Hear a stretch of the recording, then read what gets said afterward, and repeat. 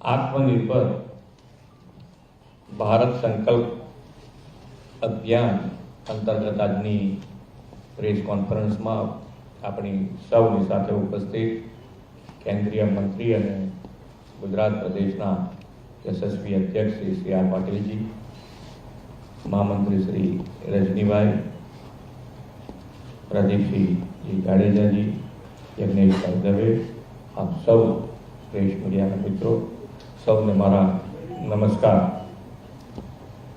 25મી સપ્ટેમ્બરથી 25મી ડિસેમ્બર એટલે કે પંડિત દીનદયાળ ઉપાધ્યાયની જન્મજયંતિથી ભારત રત્ન પૂર્વ વડાપ્રધાન શ્રી અટલ બિહારી વાજપેયીજીની જન્મજયંતિ સુધી સમગ્ર દેશમાં આત્મનિર્ભર ભારત સંકલ્પ અભિયાન હાથ ધરવામાં આવ્યું છે. વડાપ્રધાન શ્રી નરેન્દ્રભાઈ મોદી પર દેશની જનતાને અપાર શ્રદ્ધા અને વિશ્વાસ છે અને તેમણે કરેલા દરેક આહવાન લોકોએ ઝીલી લઈને જન આંદોલન બનાવ્યા છે. મોદી સાહેબ હંમેશા ભારતમાં ઉત્પાદન એટલે કે મેક ઇન ઇન્ડિયાના હિમાયતી રહ્યા છે. તેમણે ભારતને બજાર નહીં પરંતુ ઉત્પાદનનું હબ બનાવવા માટેના સફળ પ્રયાસો હાથ ધર્યા છે. તેમના નેતૃત્વમાં ભારત વિકાસના નીત નવા શિખરો સર કરી રહ્યું છે અને જનજનને વિશ્વાસ છે કે ભારત હજી પણ આગળ વધશે. આપણે સૌ જાણીએ છીએ તેમ તેમના નેતૃત્વમાં એક દશકમાં ભારતની અર્થવ્યવસ્થાએ ખૂબ મોટી છલાંગ લગાવી છે. આપણે વિશ્વની ત્રીજી મોટી અર્થવ્યવસ્થાઓ બનવા તરફ વધુ તેજીથી ગતિથી આગળ વધી રહ્યા છે. ભારતને ત્રીજી મોટી અર્થવ્યવસ્થા બનાવવામાં ઉદ્યોગ, વેપાર, ધંધાઓની સાથે સાથે દરેક નાગરિકનું પણ કર્તવ્ય છે અને આ કર્તવ્ય આત્મનિર્ભરતા સાથે દેશને આગળ વધારવાનું છે. આત્મનિર્ભરતાનો પાયો એ સ્વદેશીમાં રહેલો છે, વડાપ્રધાન શ્રી સ્પષ્ટ માને છે. એટલા માટે વડાપ્રધાન શ્રી નરેન્દ્રભાઈ મોદી સાહેબે દેશમાં બનતી સ્વદેશી ચીજ વસ્તુઓના ઉપયોગને પ્રોત્સાહન આપીને આત્મનિર્ભર ભારત માટેનો કોલ આપ્યો છે. તેમના make in India, digital India જેવા અભિયાનના પરિણામે ભારત આજે અનેક ક્ષેત્રોમાં ઇમ્પોર્ટરમાંથી એક્સપોર્ટર બન્યું છે. 2023માં ભારતની કુલ નિકાસ $778.21 બિલિયન હતી. આજે 24-25માં 6% વધારા સાથે $824.9 બિલિયન થઈ છે. ગુજરાત દેશની નિકાસમાં 27% યોગદાન આપે છે. ભારતને નિકાસકાર દેશ સાથે આત્મનિર્ભર પણ બનાવવામાં યુવા શક્તિ, ડેમોગ્રાફિક ડિવિડન્ડનો વધુને વધુ લાભ મળતો રહ્યો છે.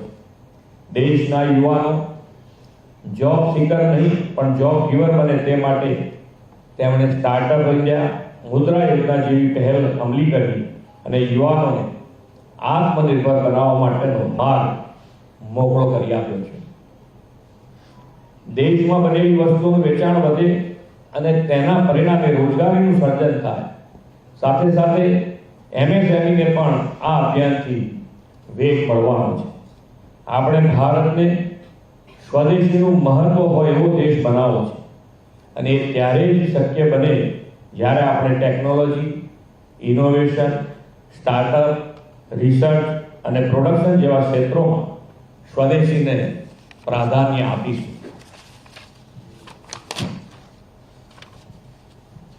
સ્વદેશીનો અર્થ માત્ર ઉત્પાદન વધારવું એવું નથી, પરંતુ સ્થાનિક ઉત્પાદનની ગુણવત્તા પર પણ વિશેષ ભાર આપવાનો જરૂરી છે.